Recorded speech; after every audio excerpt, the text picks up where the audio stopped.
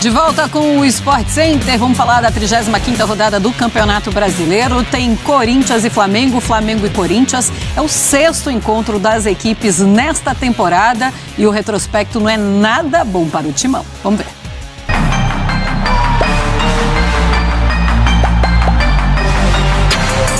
Duas semanas depois da final da Copa do Brasil, do título do Flamengo conquistado contra o Corinthians, as duas equipes se reencontram, agora pelo Campeonato Brasileiro. O Flamengo, que acabou de conquistar o tri da Conmebol Libertadores, deve ter um time alternativo. Já o Corinthians, que busca a vaga direta à fase de grupos da próxima Libertadores, vai com força máxima. Provavelmente com os reforços de Balbuena e Renato Augusto, poupados contra o Goiás. Há aqui um bloqueio, não é? Há aqui um bloqueio de entrada no G4, há aqui um bloqueio, mas nós vamos trabalhar até ao fim. Vamos trabalhar até ao fim com este espírito, com a nossa torcida, com os nossos... Quem de facto está no futebol para servir o futebol e que está no futebol para melhorar o futebol, e vamos conseguir, estou convicto de vamos conseguir o nosso objetivo, que é ficar no G4. Vitor Pereira, suspenso, não estará no banco no Maracanã, que não tem sido um bom palco para o Corinthians. O Corinthians não vence um jogo no Maracanã desde 2017. Nesses últimos 5 anos, foram 13 jogos, 9 derrotas, 4 empates e nenhuma vitória. A última vez que o Corinthians venceu no estádio foi contra o Fluminense em julho de 2017. Agora, neste ano, o Flamengo, no Maracanã, eliminou o Corinthians nas quartas da Libertadores e venceu a Copa do Brasil contra o Corinthians, também no Maracanã. Honestamente, sinto que essa ressaca pós-final de Copa senti claramente no jogo contra o Santos, porque foi uma coisa muito próxima uma coisa da outra. Já falei que senti de facto que o clima emocional caiu e que toda a gente individualmente estava a tentar dar a volta a isso. Com o Fluminense tentamos reagir. Na quarta, será que teremos mais uma festa rubro-negra? Ou o fim do tabu corintiano no Maracanã?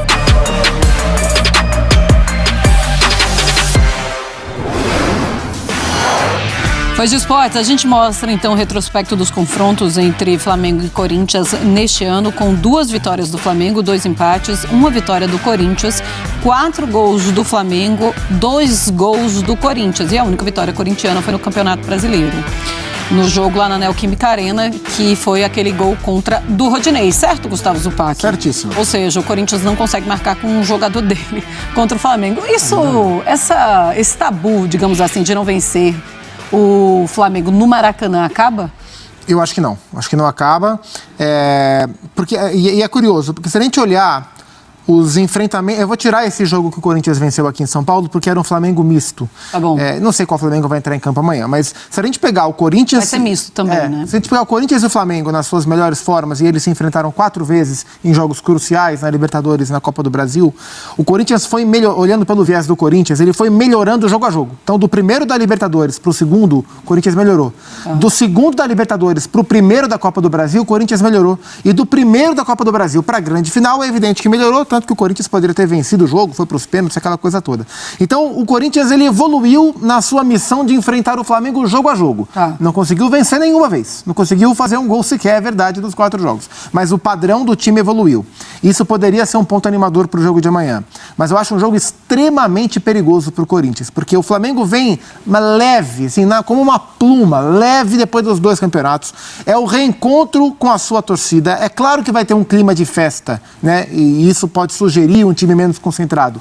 Mas é um Flamengo leve a fim de comemorar com a sua torcida. Sim. Contra um Corinthians, e aí a gente volta a usar essa palavra, desmobilizado. O Corinthians não conseguiu jogar ainda depois que perdeu a final para o Flamengo. O Corinthians fez 3 jogos, ganhou do Santos jogando mal, perdeu do Fluminense jogando mal, e empatou com o Atlético, com o Goiás jogando mal. Então o Corinthians está com dificuldade de jogar, de se reencontrar depois da pancada violenta que foi perder o título jogando bem para o Flamengo. Então, assim, é um Flamengo leve, num ritmo de festa, tranquilão, pronto para se recuperar e mostrar para sua torcida que vamos festejar contra um Corinthians num pequeno buraco psicológico aí. Então acho que é um jogo extremamente perigoso para o Corinthians. É um Corinthians que não vence o Flamengo no Maracanã desde 2017. A gente está esquecendo o gol do Juliano? Verdade. Juliano. Foi 1-1, não foi 0-0 o segundo jogo. Isso, obrigado. Tem isso, verdade. Na Copa do Brasil, Isso, né? isso. O André Kfouri, pensando nesse Corinthians e Flamengo e pensando em tudo que falou o Gustavo Zupac, de um Corinthians que está tentando voltar à mobilização depois da decepção da perda da Copa do Brasil, esse tamanho de partida não é bom também para isso? E principalmente reencontrar esse adversário não é bom para falar assim, olha, a gente vai mostrar que a gente pode. É um Corinthians que vai estar misto, tá? Porque a gente já viu que alguns jogadores estão de férias, mas é um Corinthians que vai ter... Né? Vai ter o Flamengo. Mas vai ter um Flamengo com Cebolinha, com Marinho, é um super time. O Flamengo tem vários jogadores para montar uma equipe que seja muito forte para ganhar do Corinthians no Maracanã. Pode até ser visto como favorito para essa partida, mesmo porque joga sem peso, como disse o Gustavo, joga num ótimo clima, com alívio até pelas 2 conquistas. Junto com alegria vem a sensação da missão cumprida, que é você não deixar espaço para crítica. O Flamengo era visto como favorito nas 2 Copas, venceu as 2, não com a sobra técnica que se imaginava, mas contadas as histórias dessas 2 finais, o que importa de fato é que os 2 troféus foram para a Gávea e era como se imaginava que as coisas iam acontecer. Agora, acho que tem vários fatores contribuindo para o Corinthians estar nessa situação de desmobilização que o Gustavo mencionou, e eu concordo com ele. Um deles é o fato de estar muito claro que o Corinthians vai conseguir o seu objetivo que resta nesse ano, que é estar na Libertadores do ano que vem. Sim. Então, tem muita coisa ruim que precisa acontecer praticamente ao mesmo tempo e todas contra o Corinthians, para o Corinthians desperdiçar essa oportunidade. Então, isso tira um pouco esse caráter de urgência. Tem um outro aspecto que é, ao que tudo indica, a comissão técnica que comanda o Corinthians hoje não estará aqui a partir de 2023. E aí a desmobilização fica completamente instalada. Você não tem um objetivo que exige a sua concentração máxima, porque se sabe que esse objetivo vai ser alcançado de um jeito ou de outro, e você não tem mais aquela situação de hierarquia, comando indiscutível, porque esse técnico muito provavelmente não estará aqui em 2023 e virá outro para dar sequência ao trabalho. Em cima de tudo isso, uma equipe muito forte, um jogo fora de casa, onde o Corinthians não vence há muito tempo, independentemente da repetição aí de confrontos, o Flamengo, para mim, é uma equipe hoje melhor, com qualquer formação daquilo que o Corinthians pode oferecer. O Balbuena vai jogar, o Renato Augusto vai jogar, o Corinthians vai se empenhar, o Corinthians está concentrado, evidentemente, não é um fim de ano já antecipado, mas são situações bem diferentes. Deixa eu mostrar então na tela as campanhas de Flamengo e Corinthians nesse Campeonato Brasileiro e a gente já mostra também as colocações dos times, né? O Flamengo com 18 vitórias, 7 empates e 9 derrotas, o aproveitamento 60%. O Corinthians com 16 vitórias, 10 empates e 8 derrotas, o aproveitamento de 57%. Então, o Flamengo com 61 pontos na terceira colocação, o Corinthians é o quinto colocado, tem 58 pontos. Você consegue imaginar um Corinthians lutando para estar à frente do Flamengo nesse Campeonato Brasileiro? É possível. Uma luta, assim, mais pessoal com o Flamengo? Não, assim, é possível, e é possível pelo que as 2 equipes assumiram como papel no campeonato, né? O Flamengo, ele abriu mão da sua principal força do campeonato durante muito tempo por causa das Copas. E agora que acabaram as Copas e o Flamengo as papou, né, com merecimento, entra esse período de férias de alguns jogadores. Então, embora o Flamengo tenha um grande elenco, o melhor do Brasil, e um belíssimo time para jogar até o final, não é um Flamengo na sua totalidade de força. Então o Corinthians tem possibilidades de terminar o campeonato na frente do Flamengo. A matemática permite, não é nenhum absurdo.